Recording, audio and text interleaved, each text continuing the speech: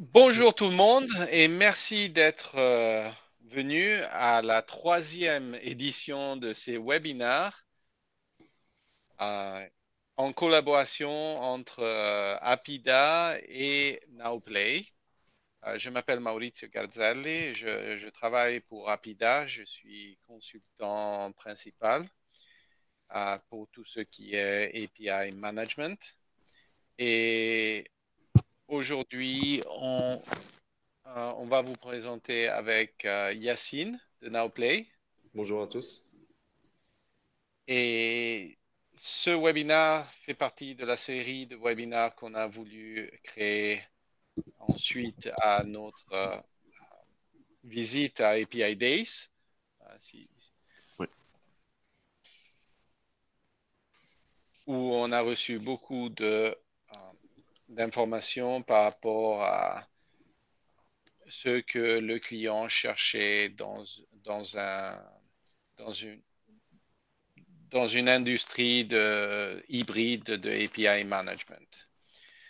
Donc, pour cela, pas pour cela, mais déjà depuis un an maintenant, on a développé à Apida cet outil qui s'appelle API Control Plane, qu'on va démontrer aujourd'hui.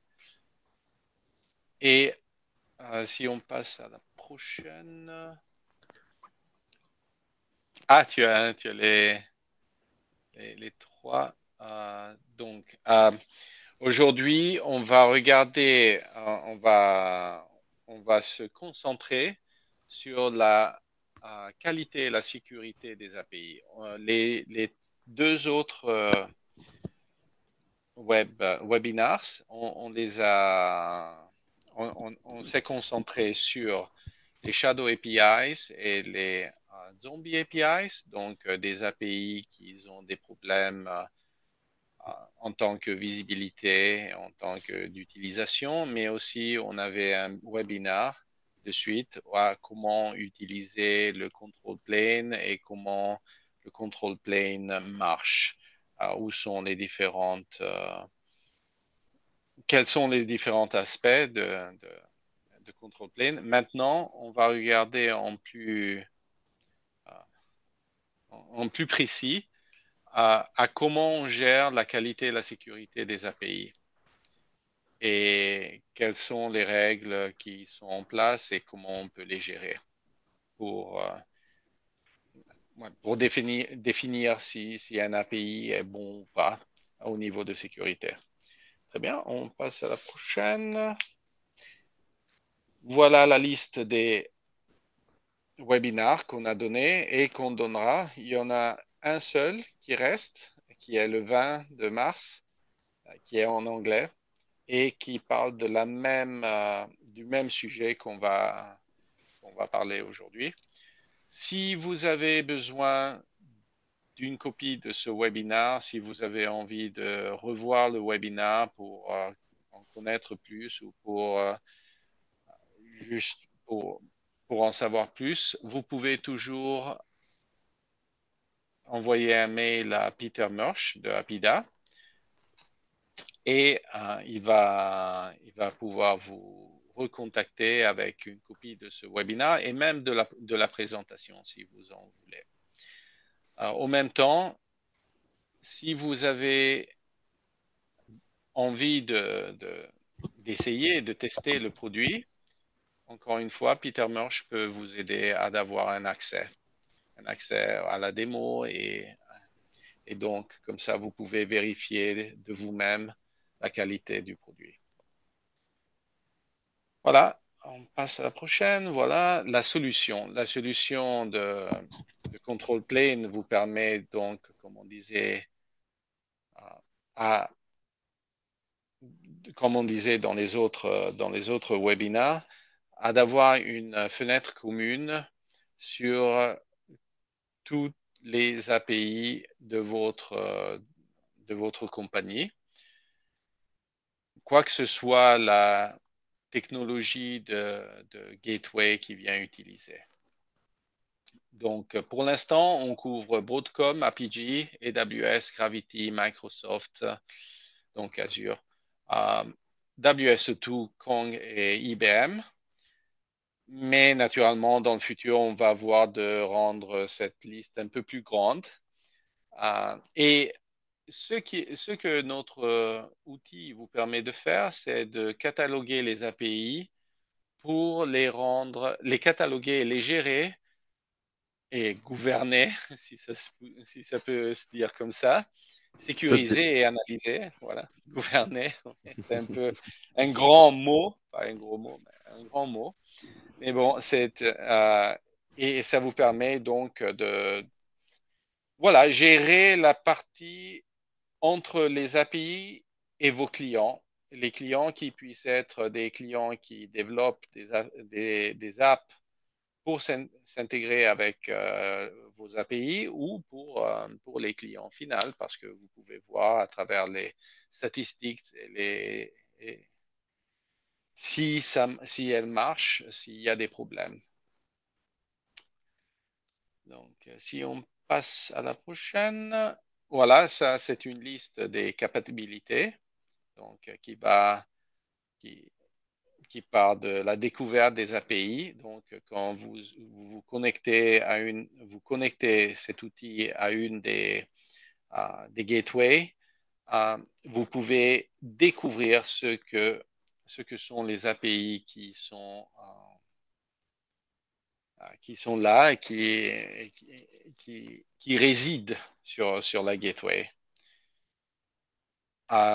Puis, à travers cette même fenêtre, vous pouvez gérer la consommation de ces API. Donc, à dire si elles doivent être visibles aux développeurs, si elles doivent et si elles sont visibles, comment elles sont visibles. Il y a un webinaire qui explique tout ça. On peut on peut collecter les données pour les analyser, pour donc l'utilisation, voir un peu comment les API sont utilisées, si elles sont utilisées. Vous pouvez aussi migrer ces API ou les scanner, et ça, c'est la partie de scan des API pour les problèmes de sécurité et de qualité, c'est le topic d'aujourd'hui. C'est le sujet. Le le sujet. sujet, merci, le sujet d'aujourd'hui. J'ai parlé en anglais jusqu'à maintenant, donc ça arrive que je, je me confonds beaucoup. Et puis, on a aussi la possibilité de créer des API sur toute plateforme. Cette création, en ce moment, c'est assez basilaire, mais elle va être développée de plus en plus avec le temps et les versions qui suivent de l'outil. Très bien, on peut passer à la prochaine. Voilà, donc là maintenant, je vais passer la parole à Yacine qui va nous démontrer donc comment on peut gérer la qualité et la sécurité de nos API à travers le control plane. Merci beaucoup. Merci Mauricio. Alors, bonjour à tous. Je m'appelle Yacine et je suis consultant chez Naoplay. Alors aujourd'hui, nous allons parler de comment on va appréhender la qualité et la sécurité des API à l'échelle de l'entreprise et comment Apida peut vous aider à ce sujet. Donc, allons-y. Alors ça, c'est la page login du portail administrateur d'Apida. Je vais m'y connecter.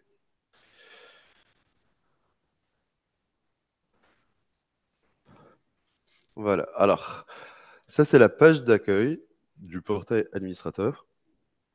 Ici, vous avez toutes les demandes d'approbation, euh, toutes les demandes d'approbation qui viennent du portail développeur, les personnes ou les applications plutôt euh, qui veulent souscrire à vos produits API. Ici, une petite liste des API que vous avez. Et ici, les environnements que vous avez épinglés, que vous voulez toujours avoir à portée de main. Faisons un petit tour du portail administrateur. Alors ici, vous avez l'onglet API, vous avez une liste de vos API. Ensuite, on a l'onglet API Products où vous avez aussi une liste ou catalogue de vos produits API. Ici, vous avez l'onglet Gouvernance. C'est pour moi l'onglet le plus intéressant parce qu'il y a énormément d'informations utiles. Les API actives, les souscriptions actives, le sujet de notre webinaire d'aujourd'hui qui sont la sécurité et la qualité des API. Apida, elle fournit des scores de sécurité d'API que je vais vous expliquer encore mieux dans quelques instants. Alors, ici, vous avez les API avec le score le plus bas. Encore une fois, ça rejoint les scores de qualité et de sécurité. Et les scores sont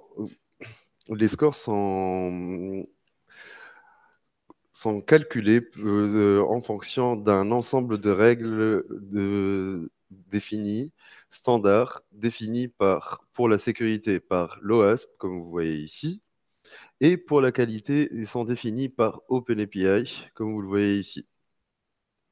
Alors, ici, c'est juste le résumé de vos API, etc., mais je vous montrerai l'ensemble de règles, le rule set pour OpenAPI et pour OASP et vous allez mieux comprendre comment c'est géré.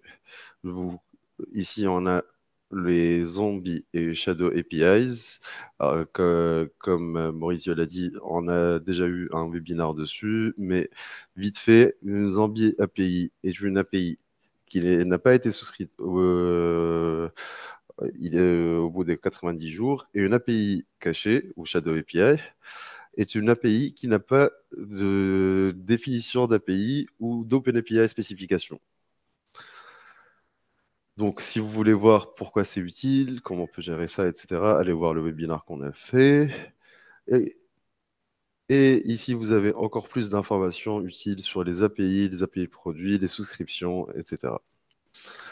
Ensuite, nous avons les environnements. Les environnements pour Apida, ce sont les gateways auxquels vous êtes rattachés. Comme par exemple ici, on a AWS Gateway et Gravity Gateway.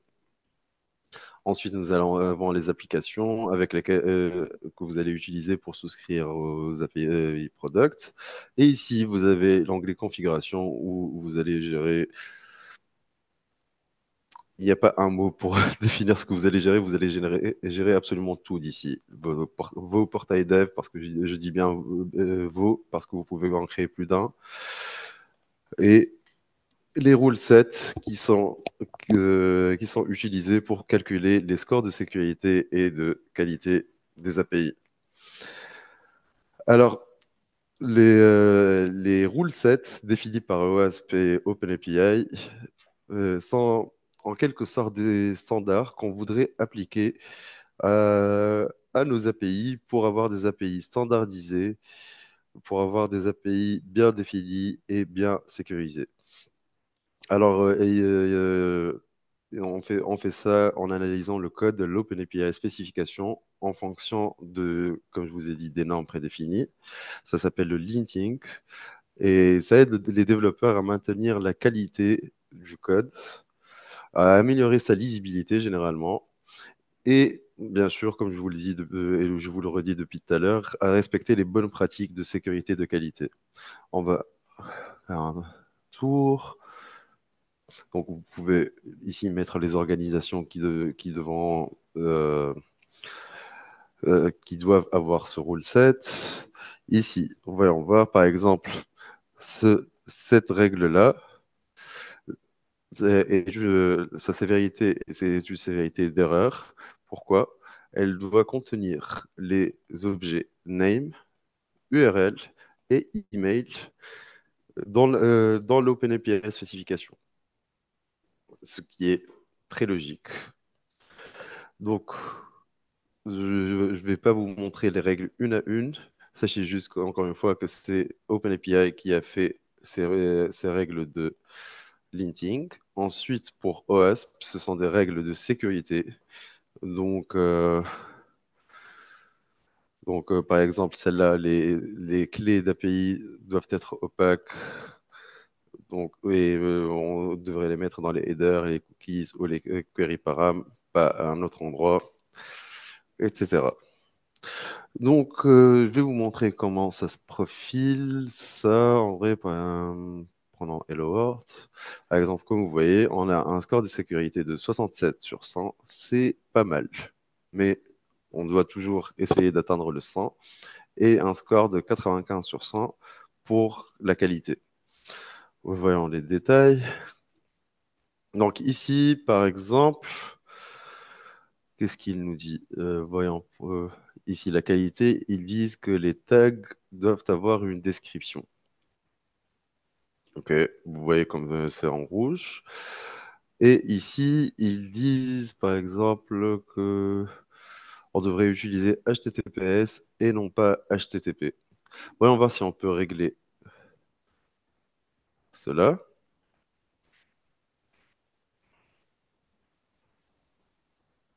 Donc ici, on va rajouter une description.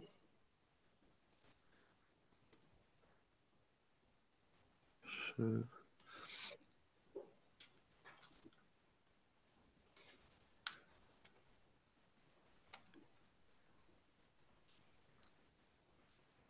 Est-ce qu'il faut le tirer? je crois que non. Ah, c'est seulement le premier qui a Oui, besoin du tirer. ouais, normalement c'est ça. Et on va mettre ceci en HTTPS. On ne va pas régler tous les problèmes de sécurité tout de suite. Et je dois créer une nouvelle version pour être dans les normes. Euh, Normalement, est-ce que... Non, non, Non, tu non, peux je sais, mettre... oui, oui, je sais, mais je conseille de créer une nouvelle version à chaque fois qu'on fait des modifications. Donc, ceci n'est pas un breaking change, donc, tac. Et on va uploader notre fichier.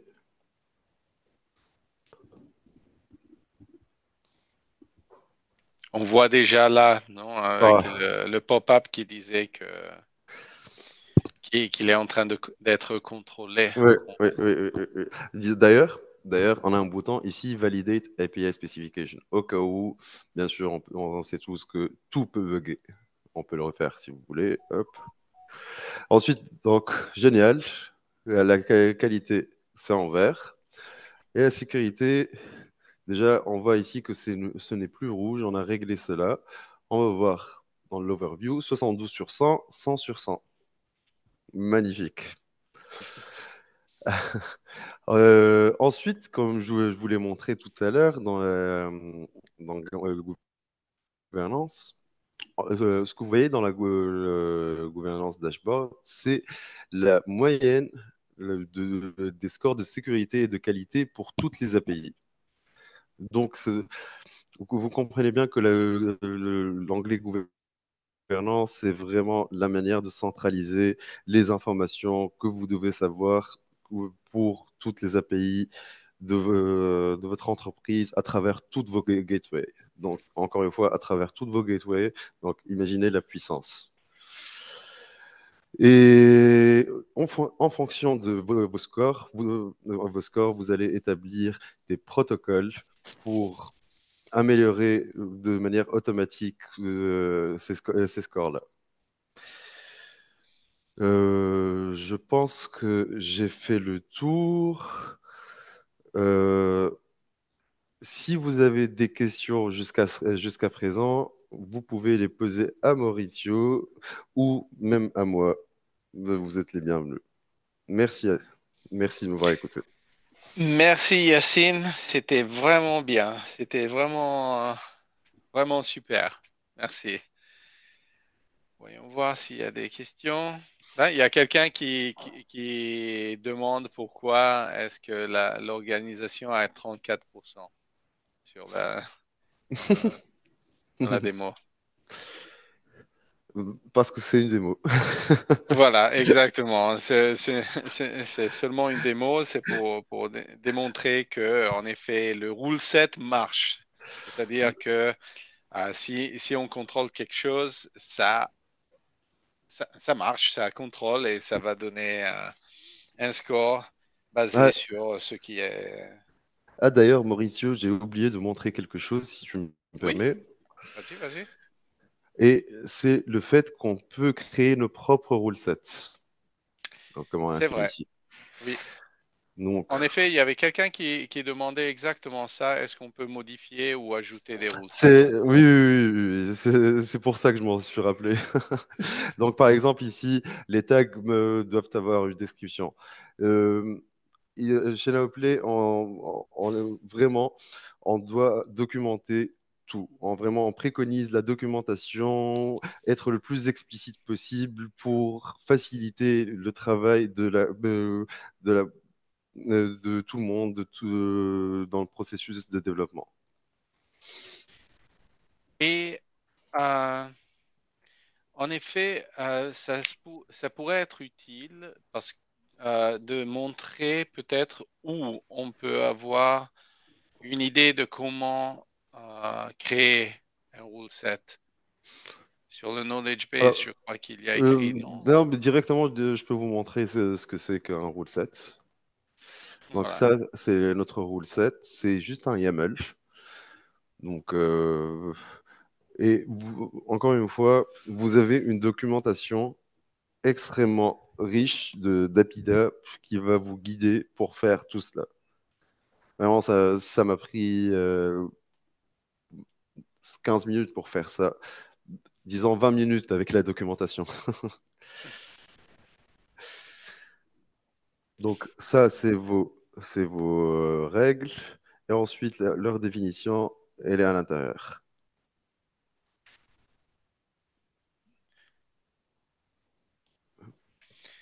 Très bien. On attend pour quelques autres questions.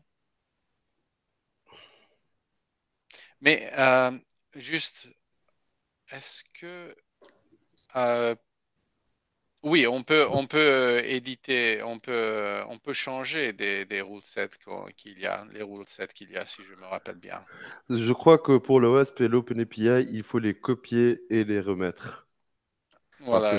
je crois qu'ils sont pas modifiables depuis Apida, mais il faut Il faut tout les juste les re-uploader. copier et les Exactement, remettre exactement. Ouais. et exactement changer ce qu'il y a dedans Mm, mm. pour être plus.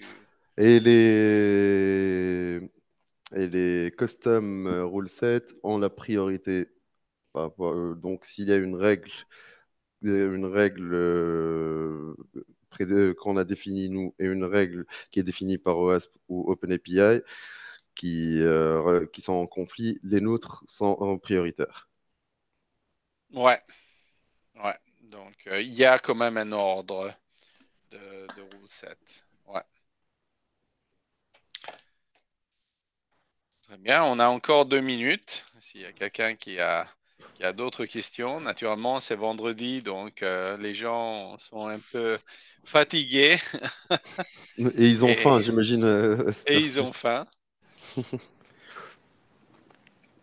Je vais m'y mettre avec la foule. Nous avons faim. Oui, nous avons faim, clairement. Oui. Non, mais quand même, on reste pour 2 minutes, voir s'il y a quelqu'un qui a, pendant ce temps-là, à digérer. Donc, gateway multiple. Il y a une question sur la gateway, les gateways multiples. Ouais, je crois qu'il parle comme d'habitude, on a cette question tous les jours avec celle de customisation, c'est les produits API. Est-ce qu'ils sont compatibles avec plusieurs gateways différentes? Et la réponse est non. Tu veux répondre toi ou je réponds moi, Maurizio, comme tu veux. Ah, non, vas-y, tu as la parole. Donc,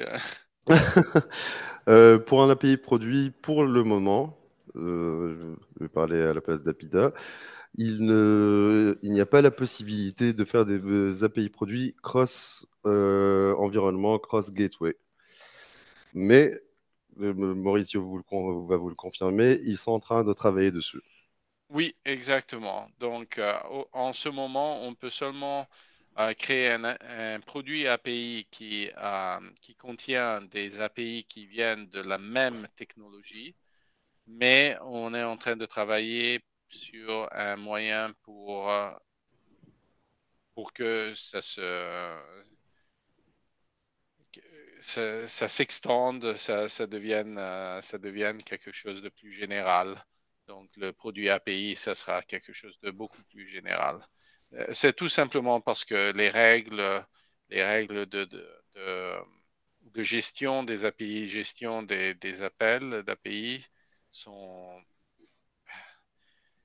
sont spécifiques à la technologie, à certaines technologies. Et donc, il y a des problèmes à devoir gérer ça en général. Ouais, j'imagine que c'est super compliqué. Ah oui, très bien. Euh, on est arrivé à la fin du webinaire. C'est tout le temps qu'on avait. Merci beaucoup pour nous avoir rejoints. Encore une fois, ce webinaire a été enregistré et si vous contactez Peter Mersch à PIDA, vous allez pouvoir avoir une copie. Merci Yacine pour Merci votre Maurizio. collaboration Merci Maurizio. et bon fin de semaine à tout le Merci tout monde. le monde. Bonne journée, bon week-end. Bon week-end. Au revoir. Au revoir.